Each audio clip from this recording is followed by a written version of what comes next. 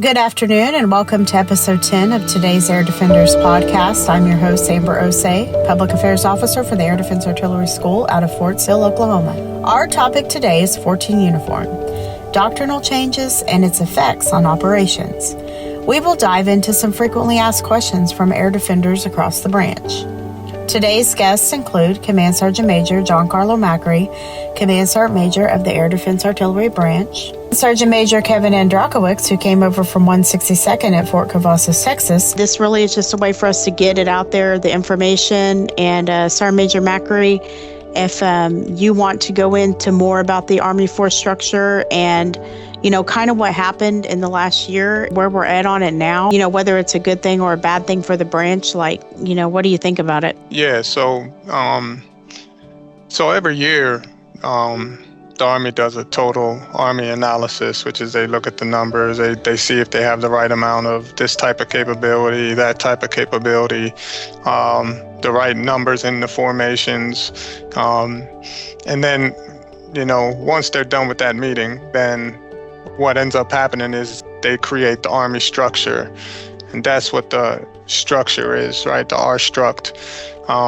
This last R-struct was good to us because we got a growth in our branch.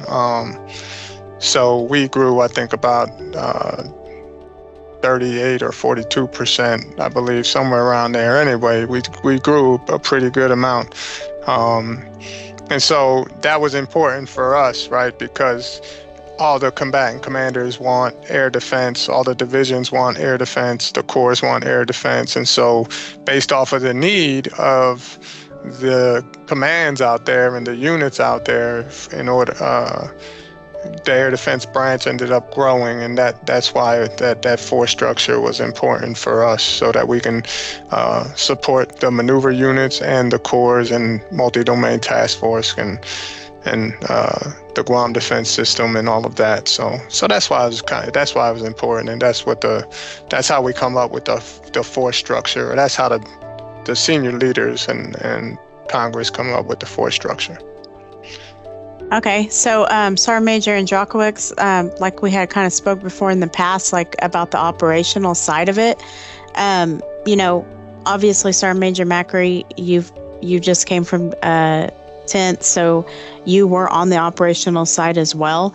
And after being here in the schoolhouse, what do y'all think that what is coming down and what these institutions like our schoolhouse is trying to accomplish through training? Can y'all just talk a little bit about how that actually impacts the operational force? Yeah, sure. Sergeant Major Macri, you want to take this first and then I'll jump in there? Yeah, so basically when, we grew, and we're growing, right? And on top of the growing, there's a change in the weapon systems, right? So the integrated fire protection capability, you have the IBCS enabled Patriot and IFPC. You have the Sergeant Stout, the new short-range air defense vehicle with different increments of that, right? Different, some have certain capabilities, the others have a certain capability, and that's going to keep evolving.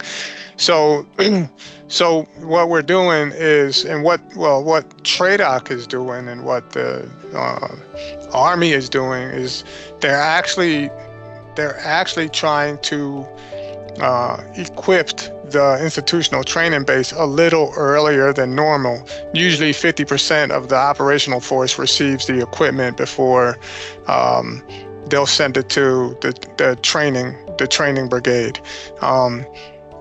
But based off of the fact that we're moving so fast, they're starting to recognize that we have to get our equipment a little earlier here at the schoolhouse so that we can start training soldiers prior to getting to their units.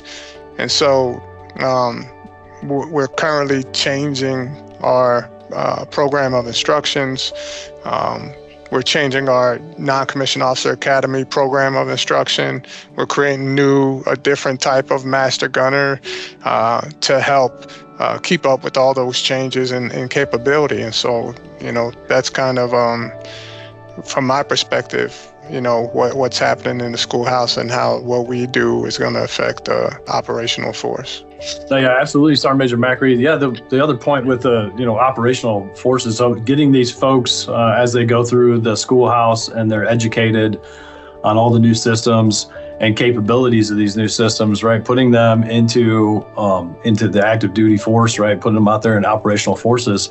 This allows commanders, right, to exercise their non-commissioned officers a little bit more freely because they have all this knowledge built in the system, and it helps shape kind of the operational environment that we're working in right now. So, biggest piece, just leaving from an air defense battalion, right, that had a real world mission split between two COCOMs.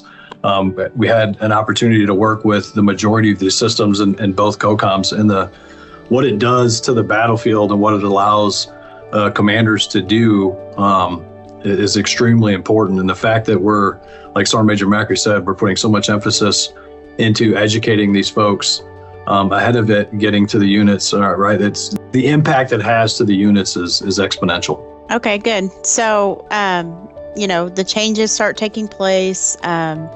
You start getting into effect. And I know, like, even with some of the composite batteries, the idea of that, like, I know there's like a FY 2027 goal on it. So, I mean, could y'all give me some examples of some changes that, might have happened like recently, just within the last kind of months that came from some of these efforts that you're putting into changing everything and actually seeing the change out there in the field? Yeah, Amber, as far as some of the, so, my understanding on kind of here, just coming on board here in the Okada office, and what Okada has been able to do with both this 14 uniform program and then some of the, 600-25 updates, right? So it's just being started, and it will here in the near future, right? We haven't even had the first group of folks that have gone through the FSPC or the 14 uniform program graduate the schoolhouse and get out to the units. And I know everybody out there is kind of excited to see what this does. Biggest impact I see, right, most of these things that the Okada office and the TRADOC is doing that's going to have to the units is going to put more soldiers into the formation. And then, like Sergeant Major Macri, what he had talked about earlier with these composite battalions and kind of moving to IBCS enabled and all these different weapon systems, is once they do that, the number of individuals it takes to run the equipment, right, and to cover the same amount of area actually gets dialed down just by a little bit. So what that does, right, with us continuing to put more air defenders into the operational forces out there, is it allows more air defense assets to be given to the various COCOM commanders. As it stands right now, air defense is wanted everywhere, but because we haven't been able to grow up until now, right, that capability has been limited that was given to COCOM commanders. So biggest piece coming out of this, with more soldiers being in the units and units being able to operate faster and get out the door to these different COCOMs to support the COCOM commander, your defense probably get used in a lot more places than it has been already. And Sergeant Major Macri has spoken on that before. With the fact that we got all these new folks that are coming in here, which means the air defense is going to be spread out to some other places too, right? So that the coverage and what the COCOM commanders are asking for is actually given to them. Over. Okay, yeah, great. Amber, just to jump in on that, right? So another thing that we're kind of seeing, especially with air defense, right, and all this new equipment and new capability, right? I mean, it's not just air defense talking it, right? So you got the Chief of Staff of the Army basically wanting to, speed up, IBCS equipping and trying to move all of those things to the left, right, to speed up how fast we get this equipment, right? And so, when you look at kind of the effects that the threat, our enemy, our adversaries, and the effect it's having on air defense specifically, if you're paying attention in the news there, it's really easy to see why air defense is important, is causing, there to be, a rush, right? So they're trying to start fielding IBCS way earlier than it was planned to be fielded, right? And moving some of these other programs up. So it's, Okay. yeah, so. Okay, great. I did have a question about, like with the new people coming in and it was great that we met the sessions for the year, and all the 14 uniform that are coming in from this FSPC program.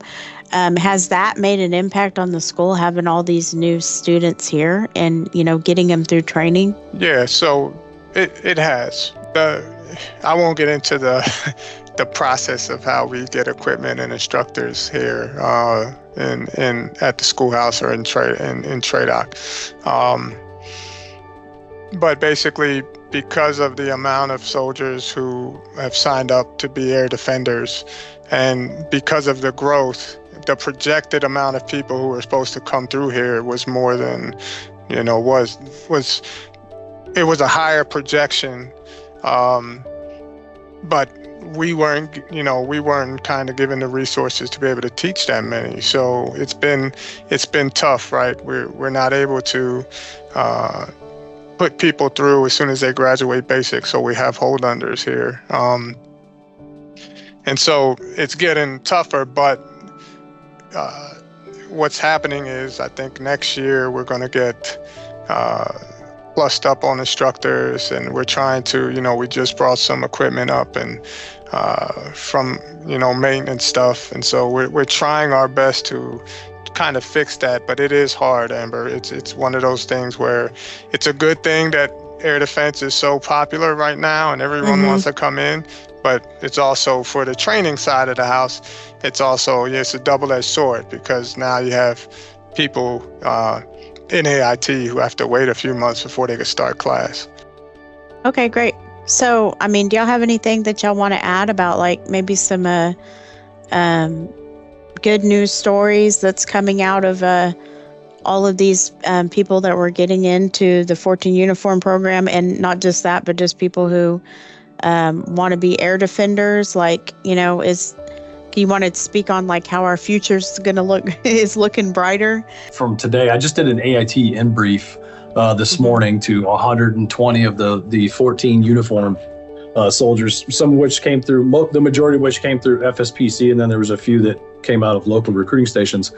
But countless individuals came up to me today and they're like, well, I joined on the buddy program and I wanted, I got air defense, and then, I explained it to my friend what air defense was, and they were interested in it, and now they're sitting here in this formation, which to me is a pretty cool thing, right? You get joined with somebody from back home, right, that really well. It makes the, obviously the environment a little bit more comfortable for you.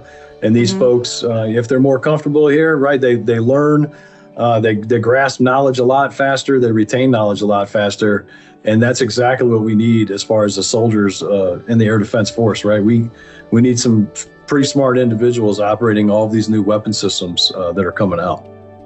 Okay, great. See, that's awesome. So did you kind of go through the same thing whenever you were in Germany, Sergeant Major Macri?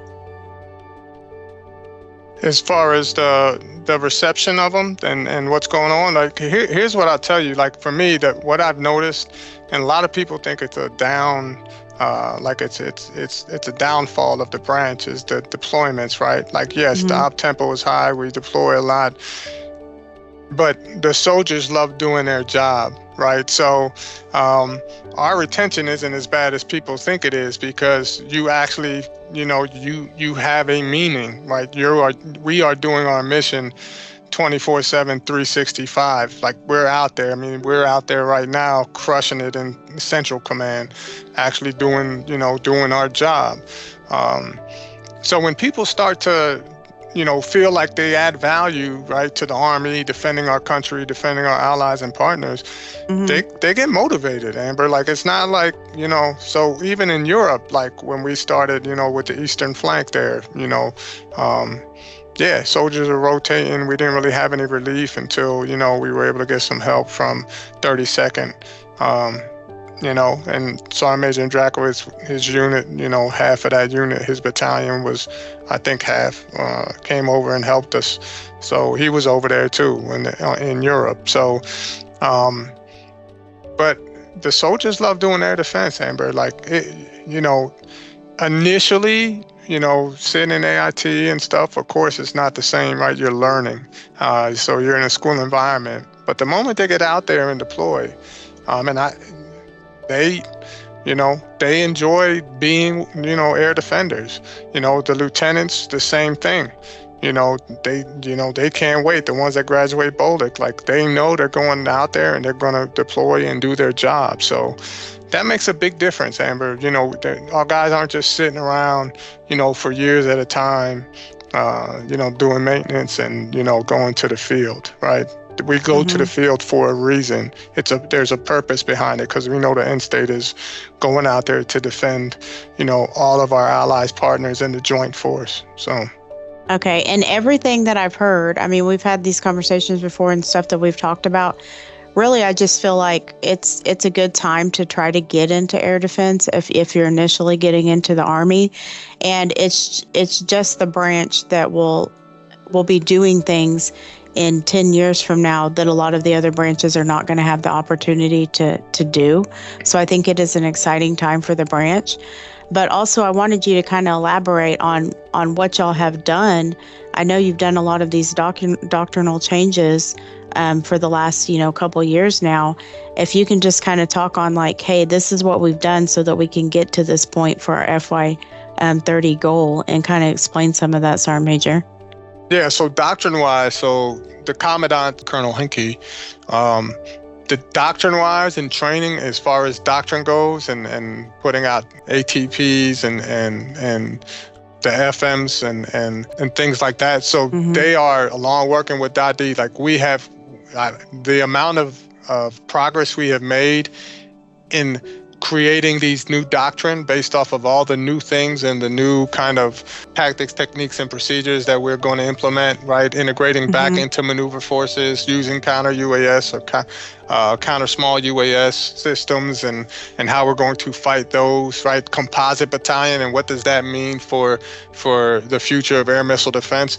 And writing the doctrine on that, we have made a huge leap forward on that, and the speed at which we're doing it, staffing it, and being able to produce it and getting out. So the counter UAS doctrine is out. The training support packages for all of the centers of excellence and any unit that's out there, or post camp or fort that's out there that needs to know how to set up counter UAS training, what to train, all of that stuff has been pushed out for counter UAS.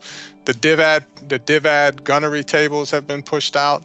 The IBCS Patriot gunnery tables and the doctrine for that has been pushed out. So we're already moving forward on, or has been staffed and is gonna be published. So we're already moving forward on a lot of these things when it comes to the doctrine piece of it. So those are the steps we're taking in order to try to get things out there. But I will kind of, tell you what the Commandant says, right? Because we're moving so fast when it comes to capabilities, the doctrine is the starting point. We're going to give you something doctrine-wise, then we need you to tell us how to complete that doctrine, because the people here at Fort Sill aren't on these new pieces of equipment. So the feedback from the force is the most important thing we can get, right? And so you'll see people from .D or the Army Capability Management Office out there when soldiers are fielding new pieces of equipment to try to write down like tactic, techniques, and procedures, like what are the things for maintenance, right? So that we can put that stuff in doctrine and lesson plans. But the truth is the force is going to have to feed us, because they're going to get the equipment before the training base is going to get the equipment. Does that make sense? So it is a symbiotic relationship where we're trying to provide you doctrine, but that doctrine is going to be just a starting point. We're going to talk about the concepts of integration into maneuver forces, and we're going to talk about the concept of composite battalions and how to fight them. But the actual TTPs and how to do it is going to have to come back from the force, and that's the important part that I think for a while has been lost, because I think the operational force thinks that TRADOC owes them something, and TRADOC is like, but we need something from you. And I think there's been a little bit of a disconnect I think a lot of it is because the branch itself is so busy. People aren't thinking about that. But I think the message is getting out there. And the second part is bringing the right talent here, right? So, we've changed DAPAM 625, which is another change, right, for the enlisted career development, right? We put a lot of time, about a year into that, to look at that.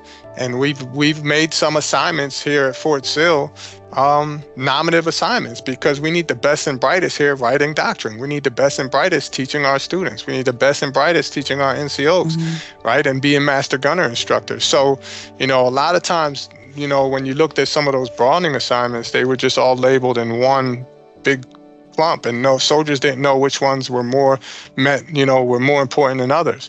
Well, we've tried to eliminate the ambiguity in that and say, hey, here is specifically what the branch needs you to do, right?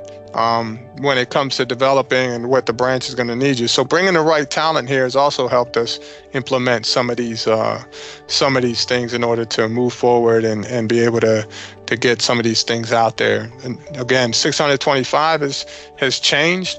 I will tell you, anyone listening, do not Google DAPAM 625. You need to go to the Army G1 website and look up and then search DAPAM 625, because if you Google it, you're going to get the 2019 version, and it is very old, and it's not going to guide you in the right direction. So, I don't know. I think there were some other parts of your question, Amber, that I probably can answer, but you probably had to repeat it for me. Well, just the other part of that was, will the length it takes to train and promote keep up with the growth of the branch? But you kind of touched on that about, yes, as long as we keep getting air defenders in, we're going to be able to keep promoting the air defenders. No, so promotions so the good thing about the Army is if we need more sergeants, staff sergeants, sergeant first classes, and master sergeants, we can promote. So the promotion piece will probably speed up for most of the branch, to be honest, as we grow, right? Because you're going to need more leaders in positions. The training is being developed now. I think that if I can tell you, when we talk about transformation and contact, a lot of people think it's more about the material and the equipment, but TRADOC and our branch specifically, along with the Department of Training and Doctrine and the schoolhouse, are looking at transforming how we teach and what we can teach, and keeping up with the pace at which we're fielding equipment and formations. So one of the things we're looking at is called the most viable product.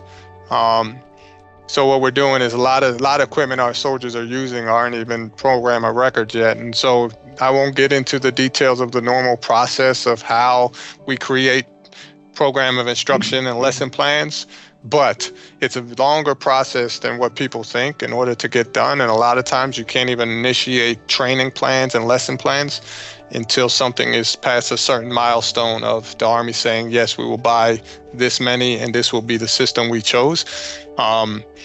But now with the fact that we're fielding equipment and we're putting equipment in soldiers' hands, and we need to start training these things, these new, what IFPC is, integrated fire protection capability, and what composite battalions are going to look like, and all the counter UAS capabilities that we're fielding, the Air Defense Force, and also the Army as a whole, soldier common and unit common equipment.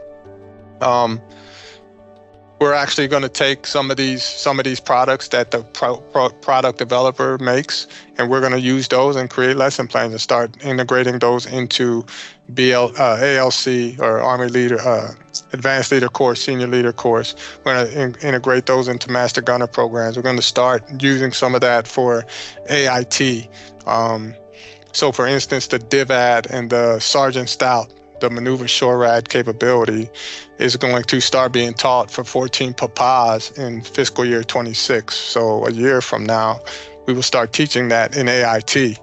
And so we will start getting all those things into AIT and into our professional military education a lot faster, and be able to start teaching lessons a lot faster.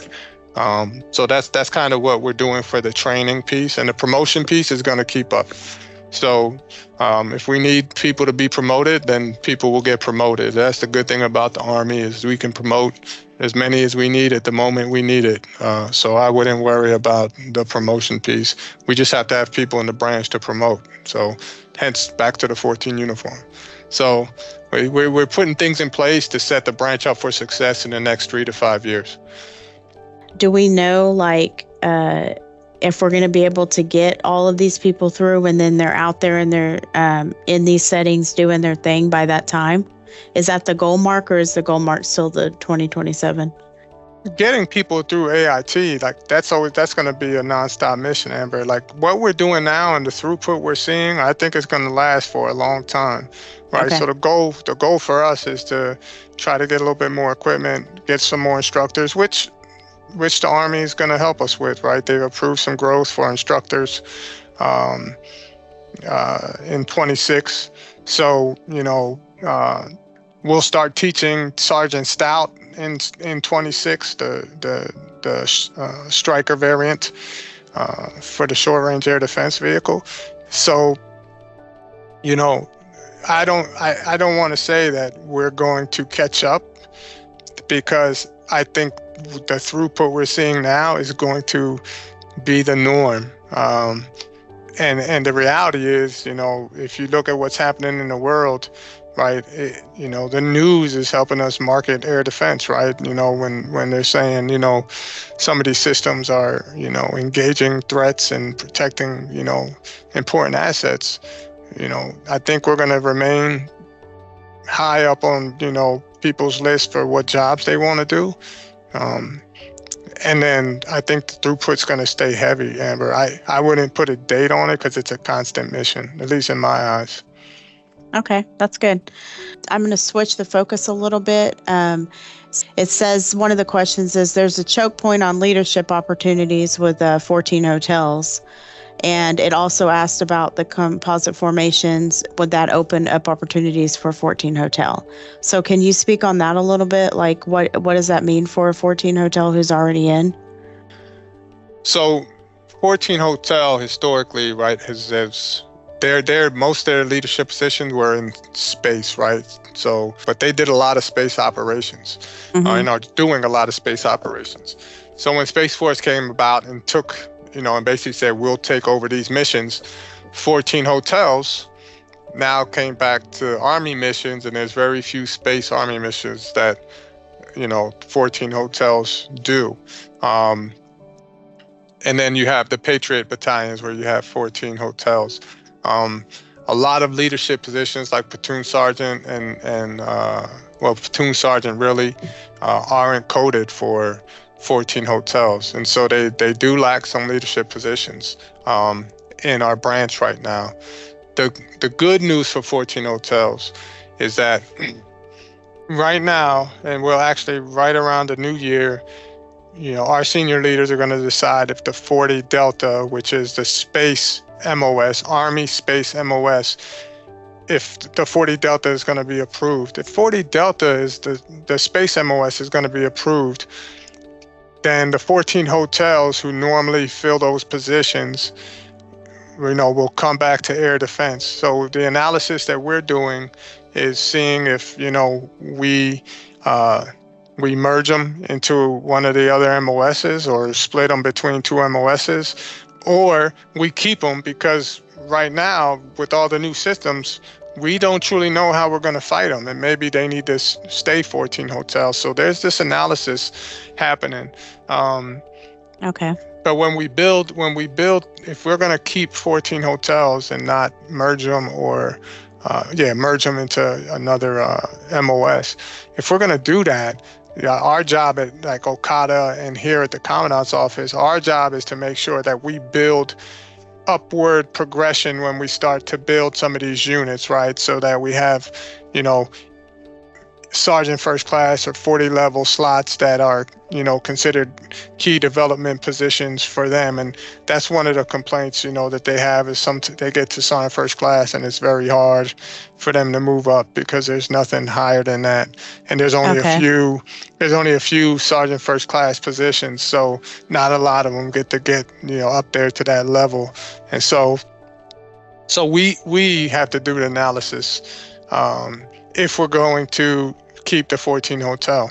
If we're going to merge them, then, they'll fall into the same promotion period as whatever MOSs we merge them into, which, is healthy. So, that wouldn't change that MOS's promotion rate. It would probably just stay the same. So that's kind of what we're looking at. But the big decision right now that we're waiting on is if 40 Delta is going to become an MOS. And then we can make a decision on 14 hotels. So, I'm asking the 14 hotels just to be a little more patient till after the new year.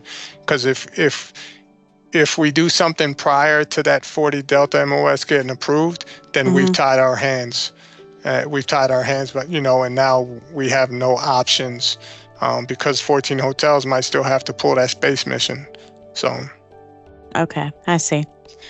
All right, well, I guess we can kind of update that as we go along because we're going to be doing a lot more of these, so we can kind of follow through with it whenever we get due on our next quarter. Thanks for tuning in to episode 10 of the Today's Air Defenders podcast. I'm your host, Amber Osei. Until next time, take care and stay inspired.